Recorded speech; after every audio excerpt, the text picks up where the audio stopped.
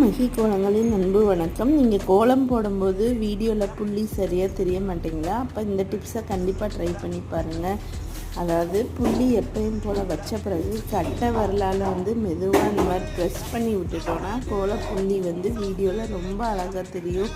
இன்றைக்கான ஸ்பெஷல் கோலம் 9 புள்ளி கோலம். இது ரொம்ப ஈஸி, பார்க்குறதுக்கும் ஈஸி, போடுறதுக்கும் ரொம்ப ஈஸி. கண்டிப்பாக ட்ரை பண்ணி பாருங்கள். தேங்க்யூ ஃபார் வாட்சிங் ஃப்ரெண்ட்ஸ். மறக்காமல் சப்ஸ்கிரைப் பண்ணுங்கள் ப்ளீஸ்.